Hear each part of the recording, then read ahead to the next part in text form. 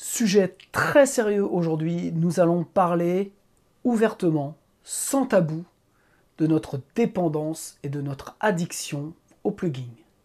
C'est tout de suite.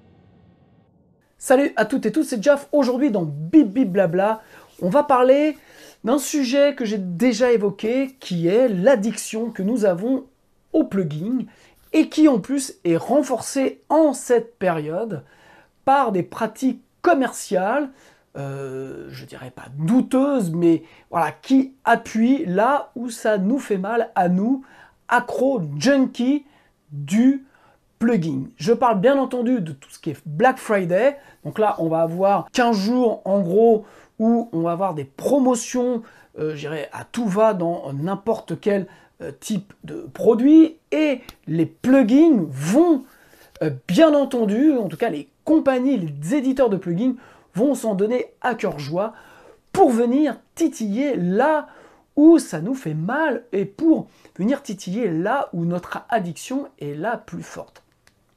Alors, j'ai déjà fait il y a quelques temps, il y a 2 ans je crois, une vidéo sur le Black Friday et les plugins, mollo les gars sur les plugins.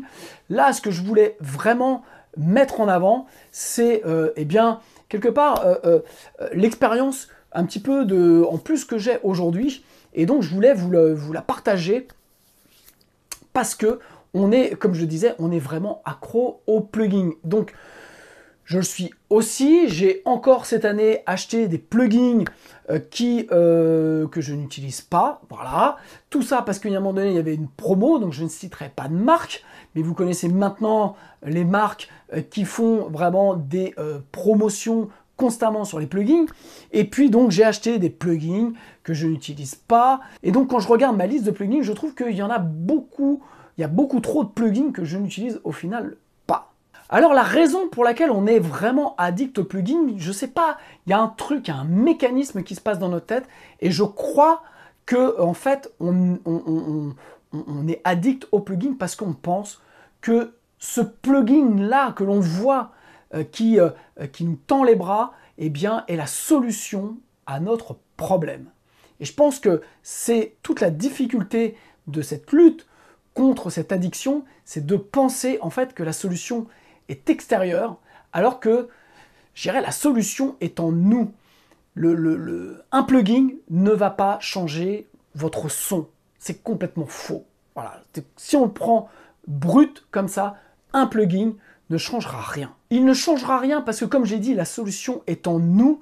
Et en fait, quand on comprend ce qu'est une chaîne de production, eh bien, on se rend compte que la majorité des plugins, et là je parle notamment de tout ce qui est EQ, compresseur, reverb delay, voilà, tous ces trucs-là qui sont en fait des plugins essentiellement de production, mais surtout de mix, eh bien en fait, ne va pas changer, le son ne va pas changer les problématiques que l'on a dans le mix. Alors, pour le coup, je vous ai parlé juste à l'instant que moi j'ai regardé la liste des plugins que j'avais et je me suis dit, mais il y a quand même vachement de plugins que j'ai achetés et que je n'utilise pas. Donc je vous invite à faire la même chose, c'est-à-dire vraiment objectivement, avant de démarrer ce Black Friday qui peut être un carnage en termes d'achat de plugins, commencez déjà par ouvrir dans votre dos, ouvrir la section plugins et regardez, mais vraiment prenez 10 minutes pour regarder l'ensemble des plugins que vous avez. Et sur ces plugins-là, regardez ceux que vous utilisez tout le temps, ok? Et regardez ceux que vous utilisez une fois de temps en temps. Et puis, parmi ne serait-ce que ceux que vous utilisez une fois de temps en temps, mais ça peut s'appliquer aussi à ceux qu'on utilise tout le temps. Vous allez voir pourquoi. Parmi ceux que vous utilisez une fois de temps en temps, eh bien, dites-vous, déjà, posez-vous la première question, combien l'avez-vous payé? Donc, essayez de vous rappeler combien vous a coûté ce plugin. Est-ce que vous l'avez acheté en promo? Donc, est-ce que ça a été un achat un peu dicté aussi par un prix attractif? Ou est-ce que vous l'avez acheté et vous l'avez payé plein pot? L'idée, c'est vraiment pas de se culpabiliser, mais c'est d'essayer de comprendre un petit peu comment ne pas retomber toujours dans les mêmes pièges. Donc, regardez un petit peu par les plugins que vous utilisez une fois de temps en temps, eh bien, essayez de vous souvenir le prix que vous l'avez payé. Et puis ensuite, posez-vous la question sur ces plugins-là, eh bien, posez-vous la question, est-ce que vous pourriez les remplacer par des stock plugins? C'est-à-dire que, est-ce que ces plugins-là ont réellement changé quelque chose dans votre son, dans votre travail, sur vos productions? Donc, est-ce qu'ils sont remplaçables par des stock plugins? Et dernière question, est-ce que ces plugins ont vraiment changé quelque chose dans votre son? Est-ce qu'ils vous ont permis de finaliser un mix mortel que vous avez sorti? Ou est-ce que ces plugins-là, en fait, ne vous ont pas permis d'avancer dans votre projet?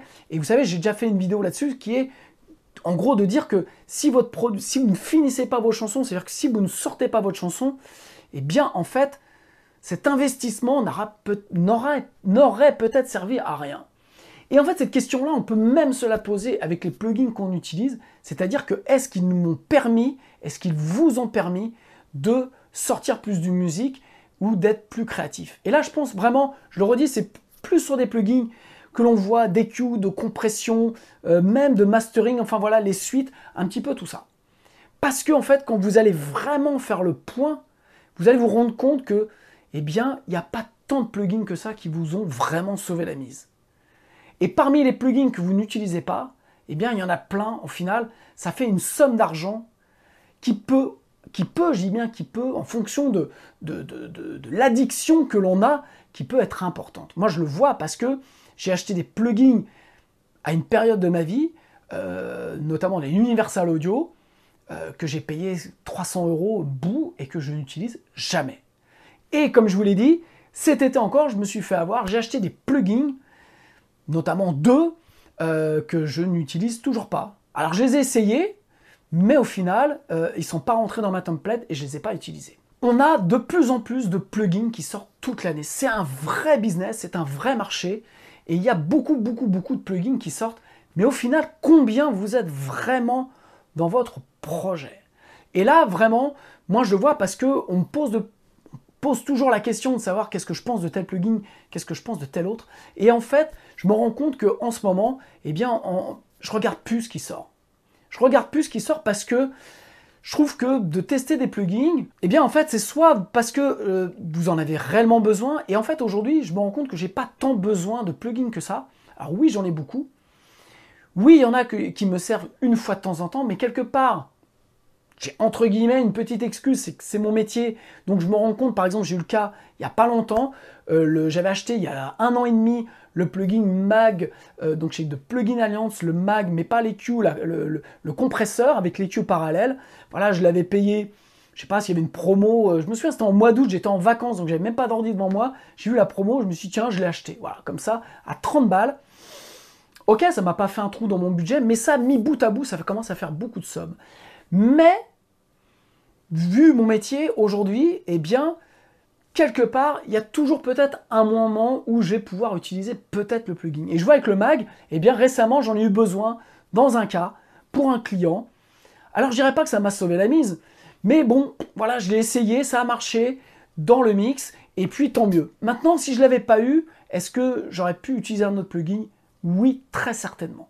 Donc, je pense qu'il y a vraiment des plugins qui sont ultra utiles et d'autres qui ne le sont pas. Et donc, pourquoi aussi en ce moment j'arrête de tester un peu des plugins? Parce que j'ai pas beaucoup de temps en ce moment, clairement. Et puis parce que c'est quand même une responsabilité vous faire des vidéos en vous disant « Ouais, ce plugin est super bien ». Je l'ai fait. C'est des plugins que j'utilise quand je parle des Noise, voilà, la série Noise, la série Nive, voilà, c'est des plugins que j'utilise au quotidien dans mes mix. Quand je parle des Tone Empire, pour la majorité, c'est des plugins que j'utilise au quotidien dans mes mix. Et puis, à côté de ça, j'ai fait des vidéos sur des plugins qu'au final, je n'utilise pas forcément tout le temps. Et je me rends compte que c'est quand même une responsabilité parce qu'il y a des gens qui suivent ce que je dis et que je ne veux pas leur faire acheter, je ne veux pas vous faire acheter des plugins dont vous n'auriez pas besoin. Et en fait, pourquoi le truc m'est venu, c'est en discutant avec 2 de mes apprenants, qui en a un a des problèmes de mix, ok, et qui va peut-être au final me faire mixer ses titres, mais il a acheté plein de plugins et il se rend compte que c'est quand même dommage d'avoir acheté autant de plugins pour pas y arriver. Et puis j'ai un autre de mes apprenants en ce moment qui lui veut mixer son album, et donc il va mixer son album. Mais la contrainte qu'il m'a donnée, donc c'est lui donner beaucoup de techniques, lui apprendre plein de choses, avec que les stock plugins, et un plugin que je continue à conseiller malgré tout aujourd'hui, si vous deviez acheter qu'un plugin, c'est la SSL 4000E de chez Brainworks, voilà, qui je trouve est une formidable outil pour travailler, et si on doit utiliser qu'un plugin, c'est celui-ci, et je pense qu'un jour je vous ferai un bibi-blabla, un tuto, comment mixer, juste faire un vrai mix avec que ce plugin-là, et quelque part, mon apprenant, eh bien la contrainte, on est en train de travailler pour qu'avec que les stock plugins et la Brainworks SSL 4000E, eh bien, il puisse sortir son album. Donc je pense que je vous ferai un bibi-blabla là-dessus, parce que c'est très intéressant, et en fait, on se rend compte qu'on arrive à faire plein de choses avec beaucoup de contraintes quelque part, mais en même temps, lui n'avait pas le budget d'acheter plein de plugins, et tant mieux, et en fait, il va faire quelque chose de simple, mais quelque chose qui va fonctionner.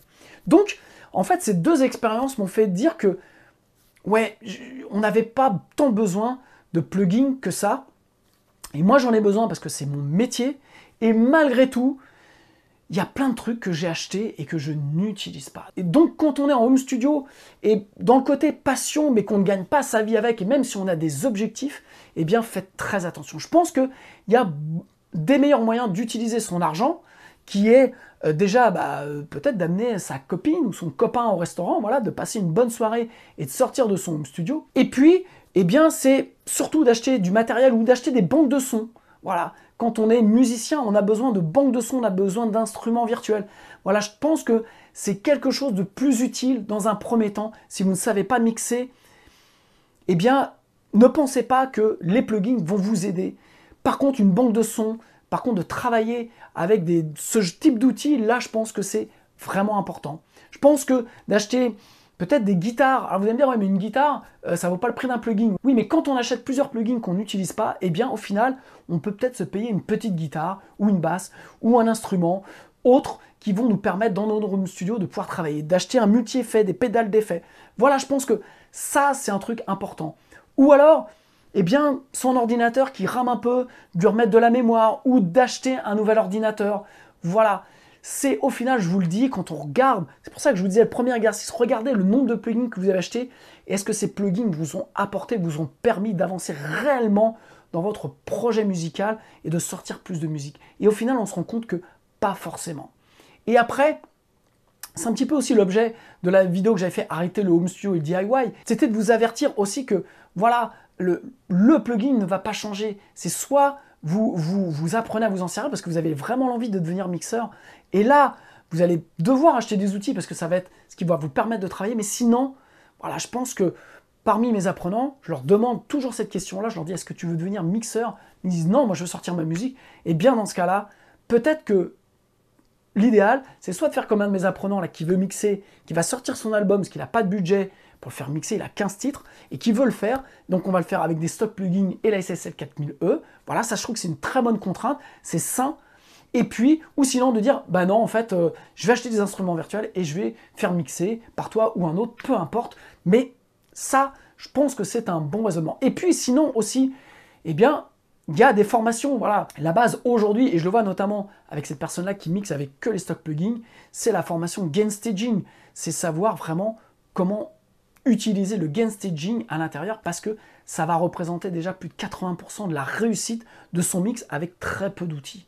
Voilà, donc ça, je pense que ce sont des investissements importants, des formations. J'ai fait aussi des formations apprendre, comprendre, entendre, les EQ, la compression, les reverb delay, pour apprendre à utiliser ces outils. Si vous ne savez pas utiliser ces outils, vous ne pourrez pas faire de mix. Donc, réfléchissez à ça. J'en profite aussi là, vous le voyez, pour faire un petit peu de pub, pour mes formations, mais quelque part, c'est comme ça, et c'est ce que je montre dans les formations, vous pouvez utiliser, donc bien souvent, enfin pas bien souvent, dans la formation sur les EQ et la compression, le plugin que j'utilise le plus, c'est le plugin SSL 4000E, parce qu'il y a une EQ et un compresseur, et que ça marche très très bien. Donc, en gros, c'est de comprendre, d'apprendre, de comprendre et d'entendre au final les outils que vous allez utiliser. Maintenant, si vous n'avez pas envie de devenir mixeur, eh bien, comme je disais, achetez des banques de sons, achetez un ordinateur plus puissant qui va vous permettre de bosser, achetez un bon casque, type le casque Holo qui va vous permettre de travailler n'importe où et surtout d'entendre réellement vos banques de sons à entendre réellement ce que vous êtes en train de faire avec votre musique, voilà, je pense que là, c'est plus intelligent, et je peux le dire parce que j'étais aussi très con d'acheter des plugins qui ne me servent pas, en termes d'investissement pour atteindre votre but. Voilà, et dernière chose aussi, ne tombez pas forcément dans le piège des abonnements avec beaucoup de plugins, parce que au final, c'est un coût. J'ai fait une vidéo là-dessus sur les abonnements, comment choisir, donc je vous explique ma philosophie vis-à-vis des abonnements, donc je ne vais pas recommencer maintenant, mais dites-vous bien que vous pensez que en achetant, en payant par mois 15 ou 17 euros, vous allez avoir plein d'outils qui vont permettre de solutionner vos problèmes, mais vous n'allez faire que déplacer le problème, parce que la solution, je le répète, est avant tout en vous. Le meilleur plugin, c'est vous, c'est pas un plugin extérieur.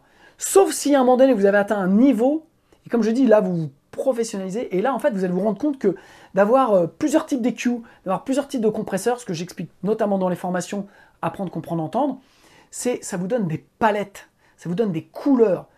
Et là, vous allez pouvoir jouer avec les outils. Mais dans un premier temps, surtout, donc je le dis bien, cette vidéo, et là, je parle vraiment pour ceux qui débutent, pour ceux qui ne maîtrisent pas, dans un premier temps, les plugins ne vont pas être la solution à votre problème. Le meilleur plugin, c'est vous. Donc, la meilleure chose, c'est d'apprendre comment dans un premier temps, on règle les gains, donc connaître le gain staging à faire dans un DAW, que ce soit Cubase, Logic, Pro Tools, peu importe, et puis après d'apprendre à entendre les différents outils qui vont vous permettre là de sculpter votre son. Voilà, sachant que avec les stock plugins, vous pouvez faire énormément de choses quand vous démarrez. Donc, ne vous faites pas avoir par les promotions qu'on va vous vendre. Vous allez acheter des choses qui peut-être, je dis bien peut-être, au final, ne vont pas être forcément un bon investissement. Voilà ce que je voulais vous dire.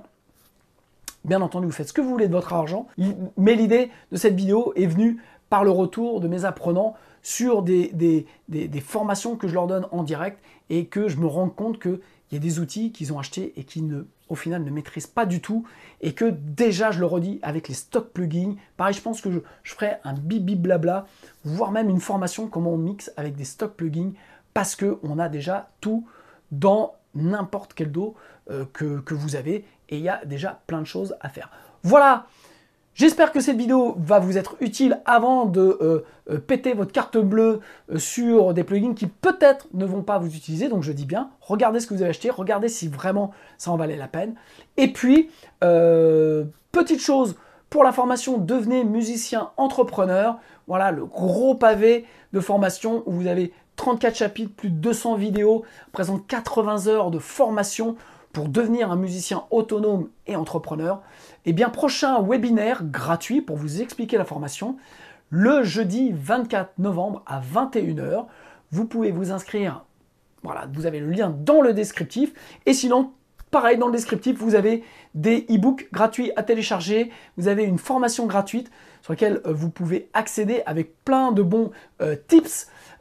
Et puis sinon, les formations qui peuvent vous intéresser. Et je verrai peut-être, je ne sais pas encore, peut-être que je ferai des promotions pour le Black Friday, blablabla. Sans plus de fleurs de rhétorique, je vous laisse. Et puis, je vous souhaite bonne avancée dans vos projets musicaux. À bientôt, je vous embrasse. Ciao.